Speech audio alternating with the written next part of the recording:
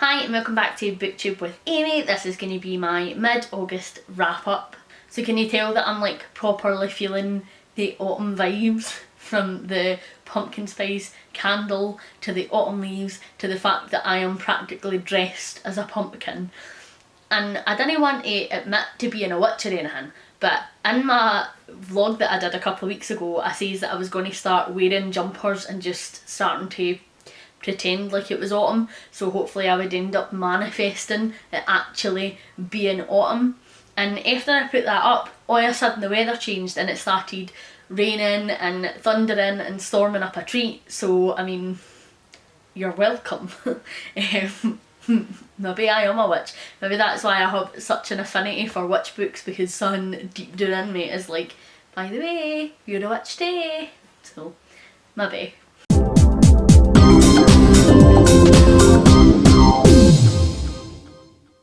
So first up this month then, I read Vespertine by Margaret Rogerson, and I got this from NetGalley, and it's going to be coming out on the 5th of October 2021. So Margaret Rogerson is quite a popular YA fantasy author. Although I've never read any of her books myself, I do have both of them on my wish list, and the two of them that I have on my wish list are standalones. And the one that I decided to request from NetGalley is the first in a series, and if that just doesn't explain who I am as a reader, like, I don't know what will at this point. So Vespertine has a really cool premise. So basically in this world, in this town, when you die you don't stay dead, and everybody comes back as a ghost, and depending on a number of different things, down to the type of life you led to how you actually died, you will come back as a different level of spirit. And there are these group of badass nuns who are trained to basically keep all the spirits at bay, so that they're not trying to possess all the local townspeople. And our main character is a nun in training, and it all hits the fan a bit, and she's got to step up and save her cloister of nuns and save the town from a really bad spirit invasion. Which means she needs to basically take a really high spirit called a High Revenant into her own body without any training, and then her and the High Revenant that is in her body is then fighting for control throughout the entire book. And that's our basic premise, and it was a wild ride. It was so good. I thoroughly enjoyed it. So our main character is not annoying in any sense of the word. She is a really well developed, strong female lead, which is just fantastic. She was sassy when she needed to be, but she wasn't overly sassy, and she was really believable and fully fleshed out. I really connected to her character almost right away. I thought that she was fantastic.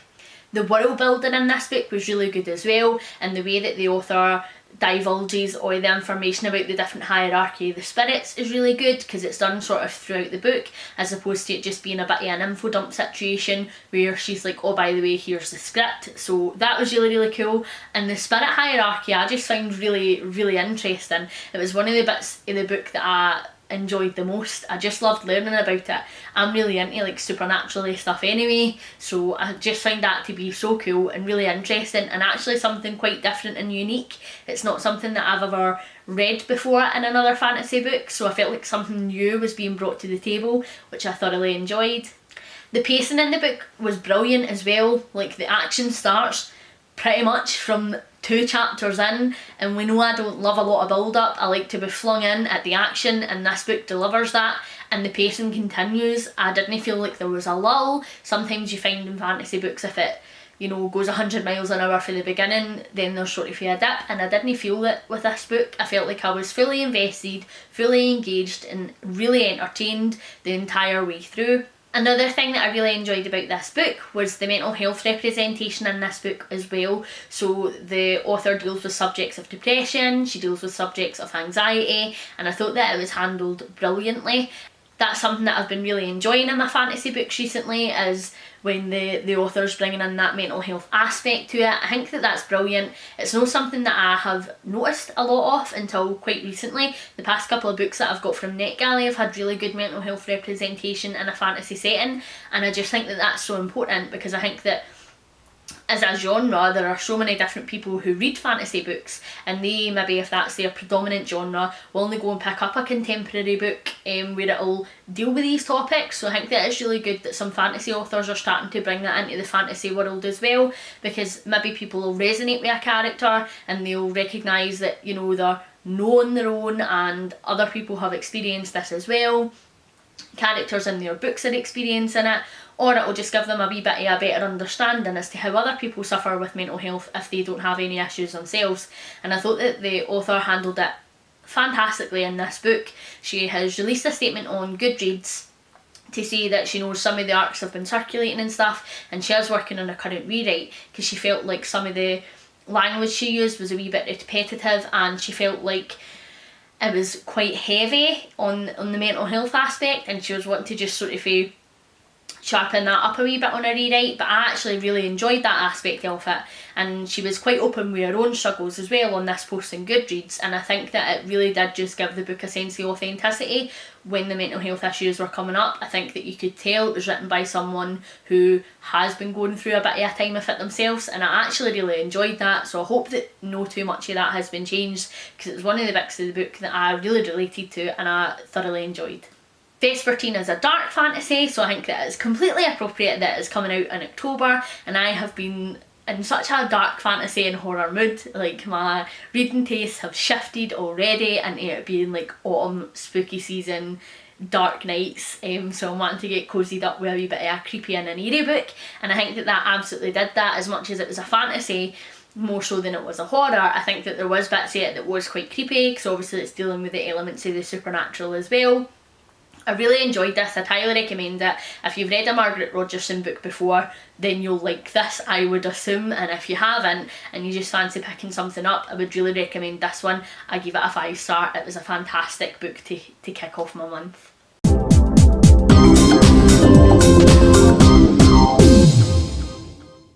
The first book that I read for my shelves in August was Graham Masterton's A House of 100 Whispers, and I read this as part of Mares from Harpies in the Trees' read along. I can't talk today, what is wrong with me? So I'm not going to speak too much about this book because I did an entire vlog on it where you get my thoughts, opinions, feelings, theories on the book as we go along. So I don't really have much else to say about it. If you are interested in the book, check out my vlog. In my vlog I rated this one 3.5 stars, and I think I was just rounding it up slightly because I really did enjoy the read along. I thought it was brilliant that it created a wee community of readers and we were all talking about it as we were going on. I found that really exciting, so I rounded it up a wee 1/2 star, whereas in reality, on reflection, I think it would probably be a 3-star.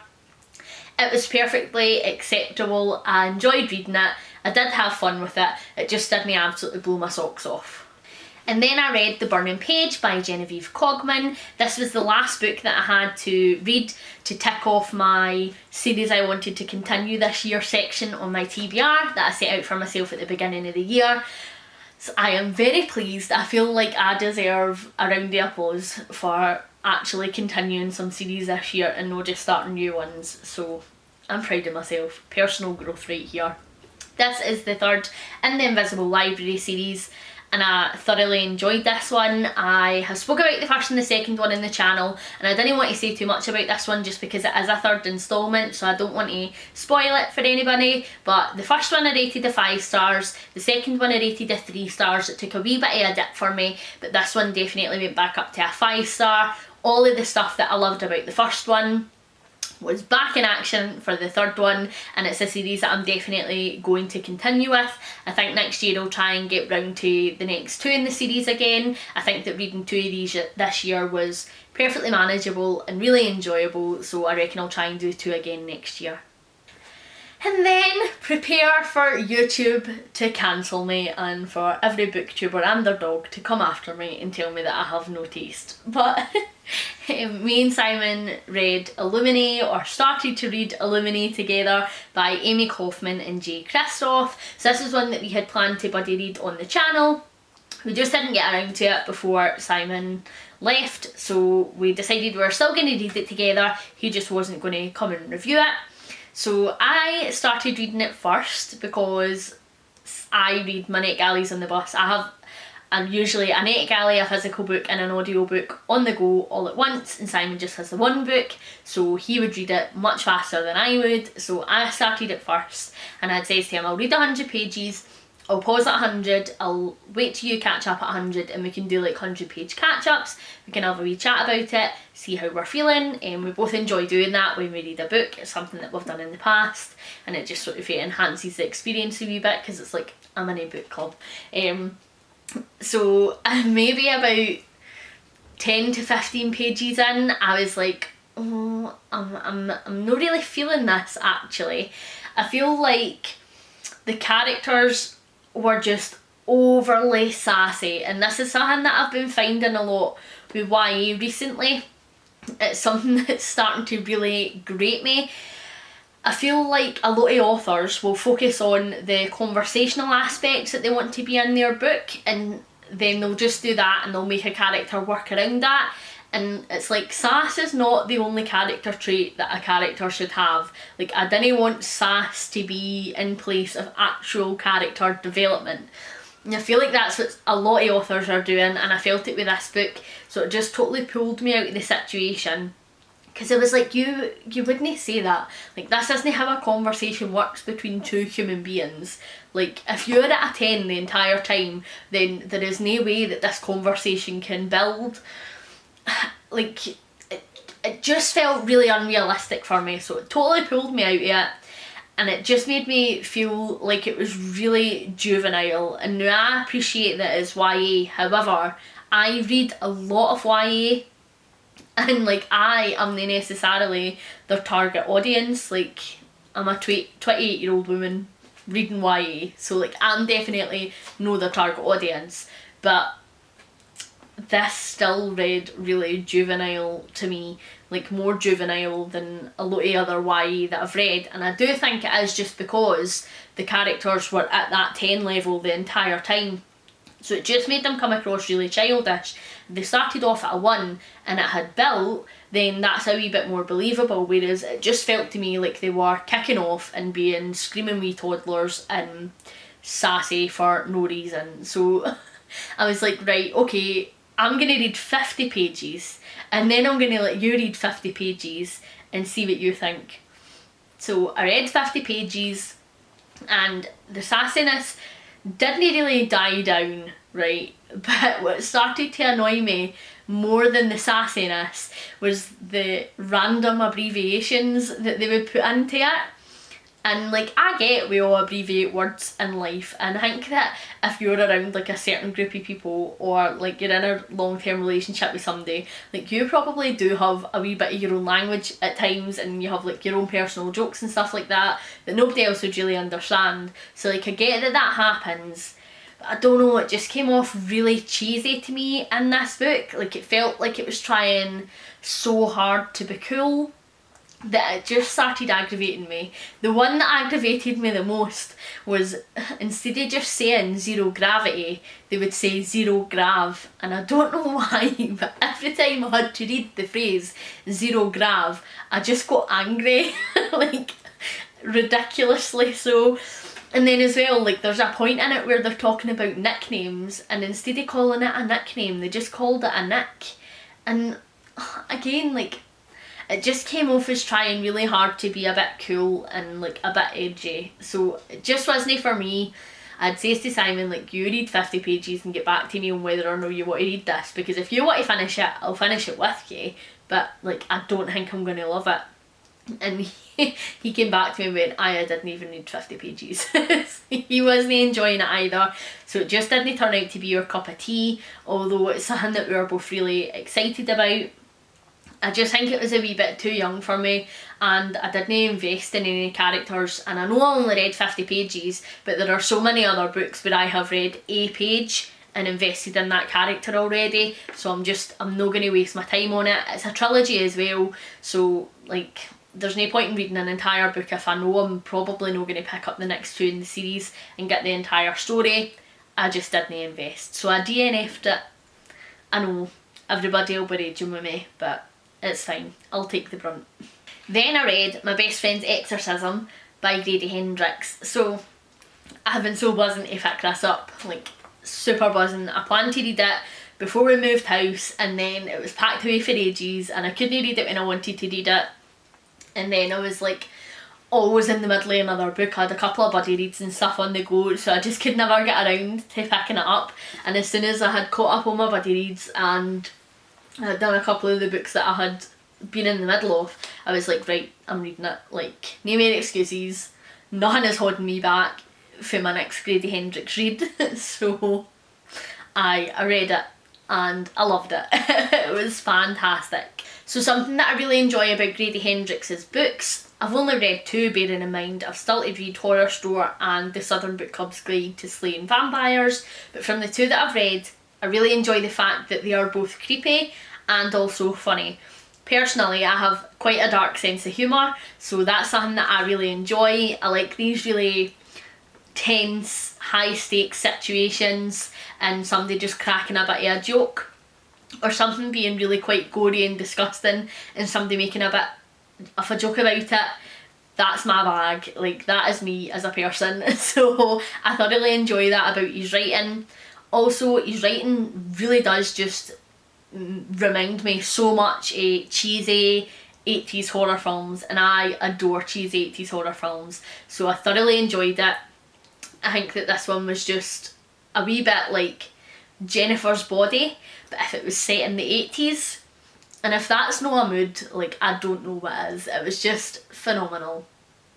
Basic premise of this, if you haven't heard it, if you're about a million other booktubers, but 2 friends, one of them gets possessed, the other one tries to save her, and a whole load of other stuff happens. That's basically it. And it was great. I thoroughly enjoyed it. I really invested in Abby and Gretchen's friendship. I thought that that was brilliant, and I really liked that you actually got their friendship from like the very beginning, and we all know that I am no a backstory kind of gal, so if you can make me enjoy a character's backstory that isn't particularly relevant to the situations that's happening, then like good on you, because that's hard work, and he really did.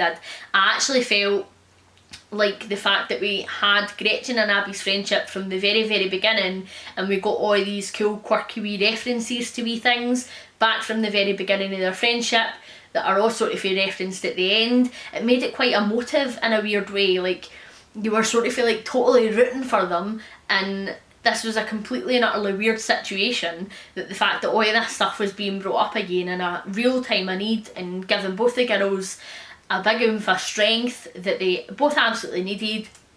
I felt like it was quite emotive, which is something that I didn't really expect going into a horror novel, but it was brilliantly written, it was really well done. I thoroughly enjoyed the backstory, the character development is absolutely there. I didn't feel like any of the characters were unnecessary or annoying. Even the side characters, like both the girls' parents, a couple of their other friends at school, teachers, their friends' boyfriends, I felt like all of the characters were developed really well, and I actually enjoyed all of the time that they were on the page and their involvement in this story, which again I think is something that is quite different for me, because usually when there's quite a lot of side characters in a story, I'm like, can we just get back to the main plot, guys? Like, I am the interested in what wee Bob 2 doors down the street is up to. But in this book I was like, yes, tell me more about the neighbour. Like, which is weird for me, but I thoroughly enjoyed it. It was a really fun time. I liked that there was a couple of wee twists in it as well, something that was a wee bit different. I'm not going to spoil it for anybody that hasn't read it yet, but I really enjoyed that, and as somebody who's quite an avid horror reader and watcher who consumes a lot, for there to be a wee twist in there, make it a wee bit refreshing for me. I felt like that was really cool. And the other thing that I really enjoyed about the book was that there were actual consequences. So after the events that take place, you sort of see how everybody's life plays out, which I absolutely loved. I don't feel like you get that enough. So I loved that there were consequences, and you get to see the aftermath of the situation that happened as well, and how that then affected the girls' relationship and then their lives. I thought that it was brilliant and really well done. It will not be a surprise to anybody that I gave this a 5 stars. It was fantastic. would recommend it to anybody. Like, seriously, anybody. If you like creepy books, read it. If you like horror books, read it. If you like 80s books, read it. If you like friendship stories, read it. If you like supernatural books, read it. Like, just effing read it. It was great. Then next I decided to read Hex, and that's by Thomas Old Huvell. So this was another one that was on my TBR list. It's a witchy book. So the kids and the grown-ups in this town are being haunted by this witch. She walks around and she has her eyes and her mouth sewn shut, and she basically just stalks about the town, to be honest, and she haunts all the descendants for the people who hung her for being a witch in the past. And if you leave this town, then you basically suffer from severe depression until you kill yourself or go back to the town. So once you're in, you don't leave. So the residents and the townspeople all play their part in making sure that no one new comes to town, because they didn't want them to obviously be stuck there forever like they are. And they have surveillance cameras up all across the town to monitor her movements and make sure that she's not up to any shenanigans. And the kids in the town decide that they want some internet fame, and they decide to put out the footage of the security cameras to the internet in the hope that they go viral and people hear about the haunting, and they basically prove that the haunting and stuff like that is real. So, sounds immense, doesn't it? It wasn't. This unfortunately was another DNF for me.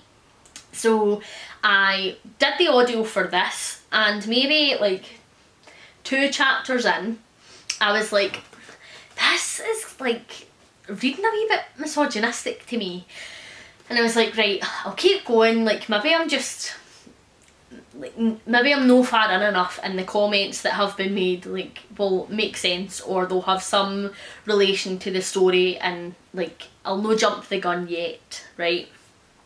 So I did another few chapters and I was like, nah, this is definitely no portraying women well. Like, this is no for me, no for me. So basically the characters that I met are not the main character, but I met a family, 2 sons, husband, wife, and the husband and his kids and his wife are chatting politics at the dinner table. Cracking. Who doesn't mix family and politics? Always works out well. But the guy and the sons just aren't really taking the wife's opinions very seriously. Like, the son makes quips about like no even really asking her about it, because he's like no particularly interested. And so I was like, alright, like weird flex, but fine. And then the dad and the mum like are having a wee amorous moment, and like the witch is in the house and they're still just like cracking on, and it's like, well, like that's a bit weird. Like, if a 2,000-year-old witch popped up in my gaff, like I probably wouldn't take that as an opportune time for a come on, but fine.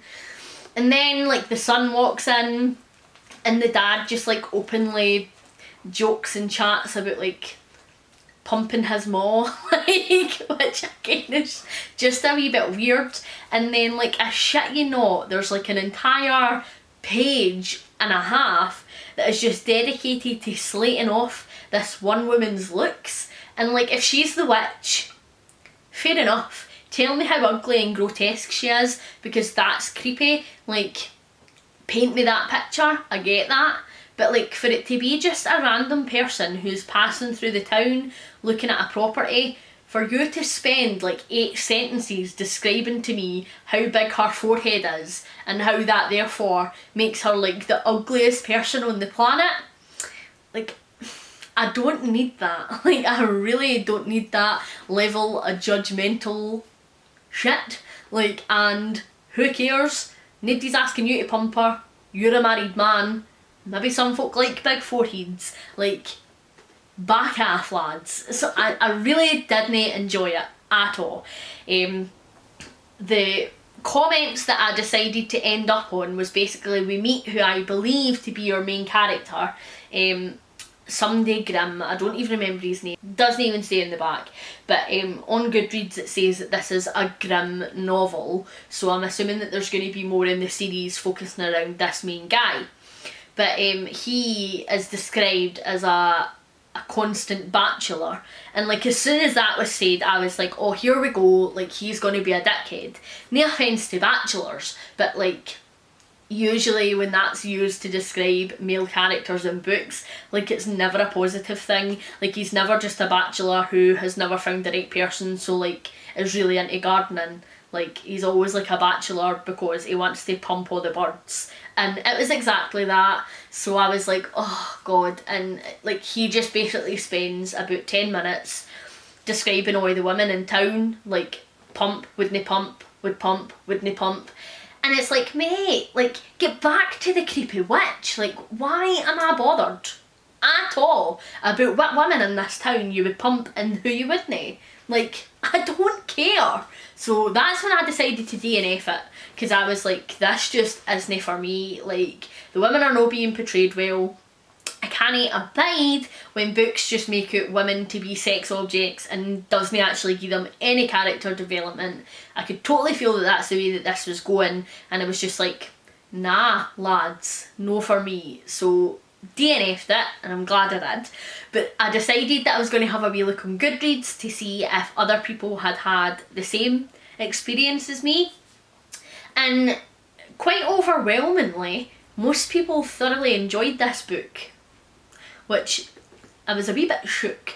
But there was one reviewer who had as bad a time with me as it, and I was pleased because that just like justified and solidified my opinions for me. She agreed, she felt like it was really misogynistic. She actually finished the book though, so she was part of a book club reading it. But she had says like she would have DNF'd it if she wasn't reading it as part of a book club, but if everybody else was finishing it then she wanted to as well. And she says like it just takes quite a weird turn. Like there's more misogyny throughout the book. Like the dad of the family that I was talking about refers to his oldest son's girlfriend as like a pert little cutie. Like as if, like that's so bad. And apparently there is just so many boob mutilation scenes within this book. Like any way that you can mutilate a boob apparently was done in this book. Like, and again, like if that is a part of the story then fine, but I don't feel like it was when the story is about a witch haunting you. Like the witch isn't mutilating the boobs, like it is townspeople mutilating each other's boobs and the witch's boobs.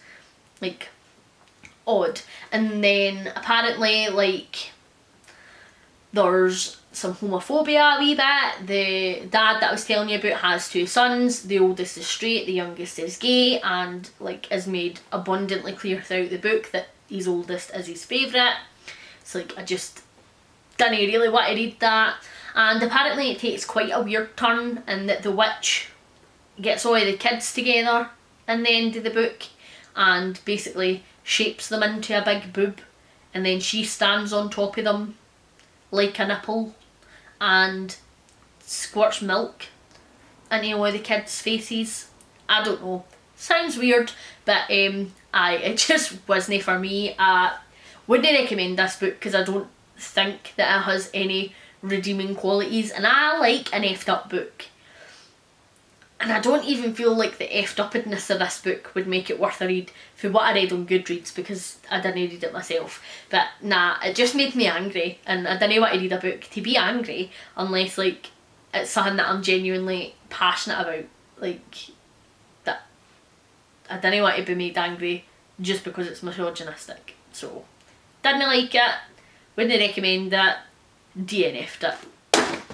So then last up this month I read The Bone Witch by Rin Chupeco, and this is the first in a trilogy, and again this was another witchy one that was on my TBR. I was feeling all my witch vibes this month apparently.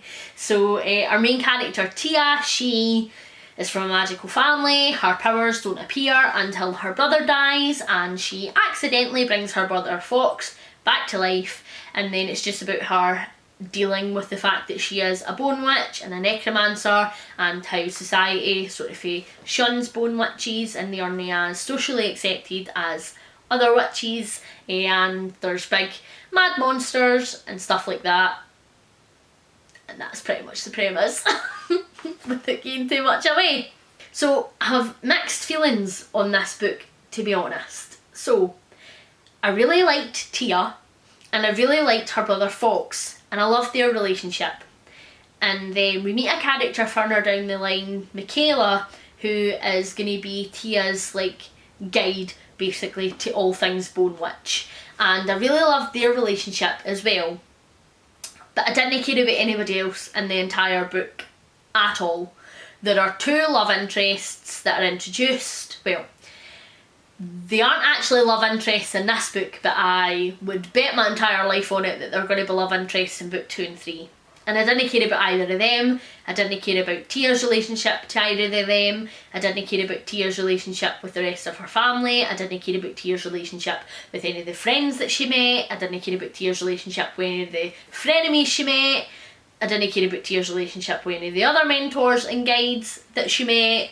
I just didn't care enough, to be honest. I think that the only characters that were really developed for me were Tia, Fox and Michaela, and everybody else was just sort of a bit generic in my opinion, and I just didn't really care about how they affected the story or how they played a part in Tia's journey. Just wasn't for me. However, I did really enjoy the history in this book, so it delves quite a lot into like the past however many years, hundreds of years, and how the witches and the bone witches have been perceived and the parts that they have played in society throughout this time, and then that ultimately leads you to discovering sort of why, you know, they are in this place in society currently.